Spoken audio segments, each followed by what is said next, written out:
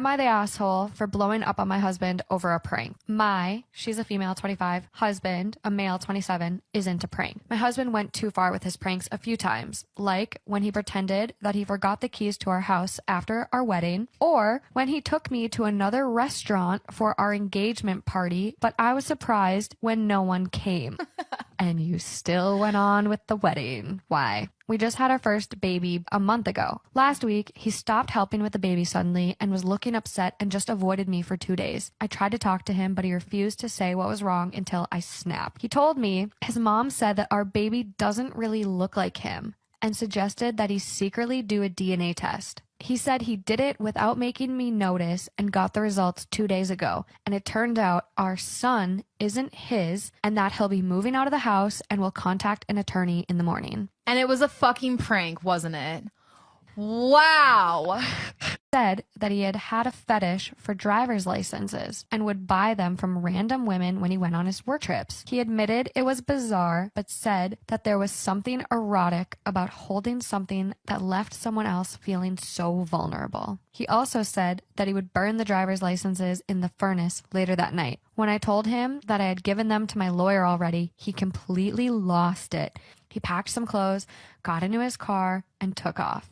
Based on what he said and packed, I get the feeling he won't be coming back. I partly feel like he had a point that I shouldn't have compared his weird fetish to cheating or given his property away to my lawyer when it might be evidence of such. I'm sorry. Wait, she did everything right. I mean, honestly, terrifying. I would have called the cops, not the lawyer. I would literally think that serial he was killer. Serial killer. Yeah. Like, that is so scary. My husband and I have had a rocky marriage and are going through a divorce. I've long suspected him of infidelity because he travels constantly, leaves at weird hours when home, and even had 3 different women file police reports against him a few years ago. I'm sorry, what?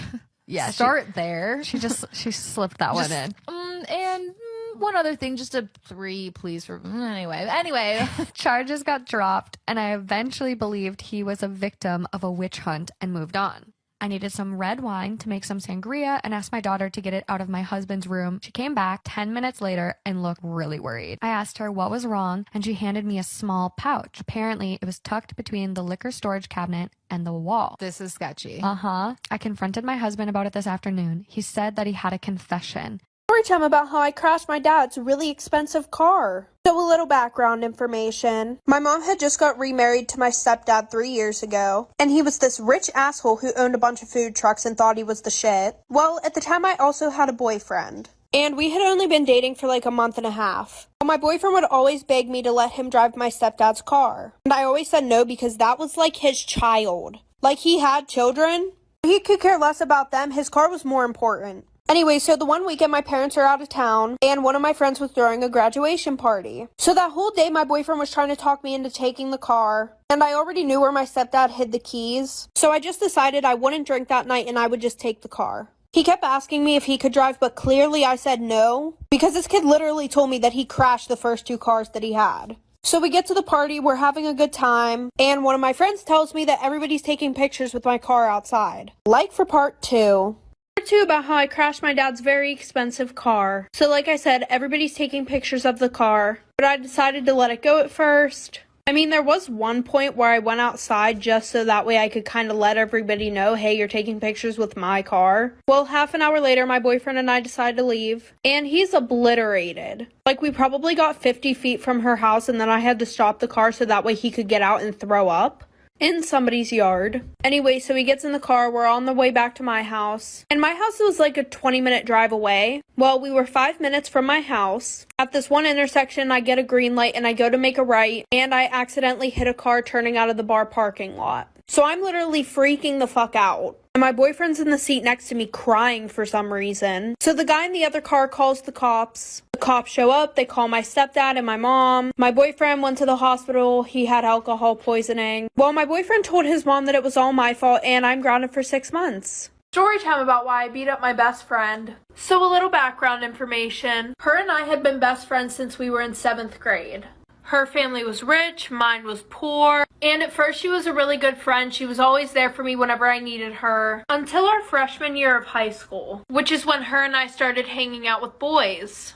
Now, my mom was kind of strict. She wouldn't really let me hang out with boys, but her mom was more lenient about her hanging out with boys. Every weekend, she would throw a party at her house, and she would throw them in her attic because one, it was huge, and two, her parents didn't give a fuck what she did up there. Anyways, she would always offer to do my hair and makeup before the party started, which always made me really excited because I never really put any work into my physical appearance. Well, little did I know, the only reason why she would offer to do my hair and makeup at these parties was so that way she could make me look like shit in front of all the boys. So after that, I taught myself how to do my own makeup and do my own hair, like for part 2.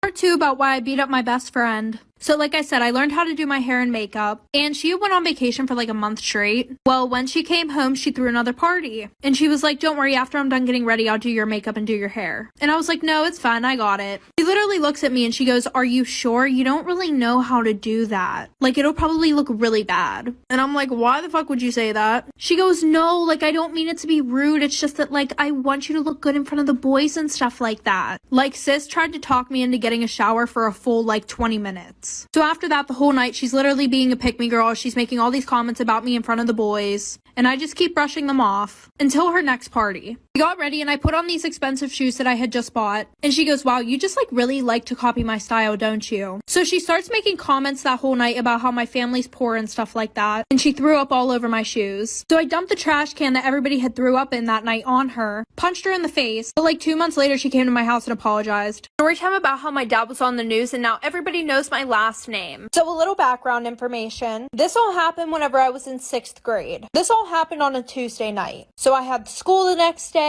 Well, my dad had went to work earlier in the day. Well, around 10 o'clock at night, we hadn't heard from my dad all day, which was super weird for him because he was always home around 10 o'clock. And even if he wasn't, he still would have kept in contact with us and let us know where he was at. So at this point, my family and I were really scared, and we're thinking that something happened to him. I was calling and texting him, my mom was calling and texting him. My whole family was pretty much trying to get a hold of him. Like, we had called all the hospitals to see if he was there. We called police stations to see if he might have been in jail, or if they had his last name in the system. So nobody had heard or seen from him. So we all went to sleep that night hoping that he would show up in the morning. So the next day after I got home from school, my mom came home from work and she had told me about this phone call that she got. Like for part 2. Part 2 of how my dad was on the news, and now everybody knows my last name. So like I said, my mom had gotten home from work and she told me about this phone call that she got while she was at work. So apparently one of her coworkers called her and said, hey, I think I saw your husband on the news. So after that, she showed me the news article, and I couldn't even believe what I was reading. So I guess my dad had been drinking, and he went to an auto repair shop and stole a car, because I guess the keys were left in the door of the car. And what makes this even worse, the car that he stole had 2 guns in the trunk.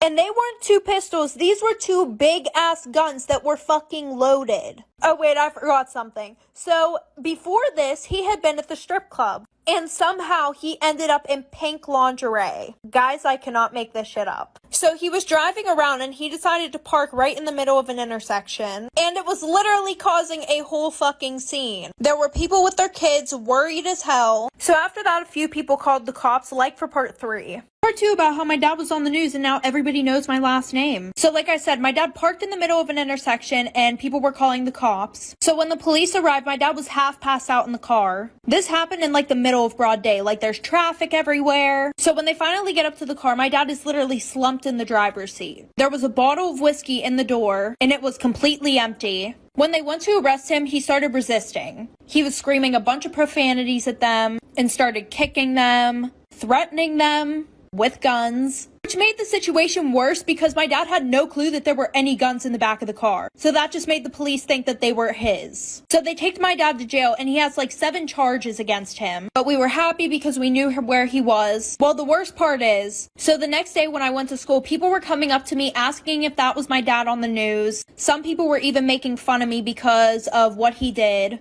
And that's really fucking embarrassing for a 12-year-old. But it's okay, Dad, I still love you. Story time about the toxic boy that I almost started dating. So a little background information. Him and I both met on a set of a movie that we were in. Well, a few days into filming, he asked me out. So of course I said yes. And it was literally the most amazing first date ever. So he asked for a second date and I said yes, of course. And the second date was terrible. He literally just tried to get in my pants the whole time. So then he asked me for a third date. And for some reason I said yes, hoping that it was not anything like the second date. And he didn't show up. So I pretty much got stood up.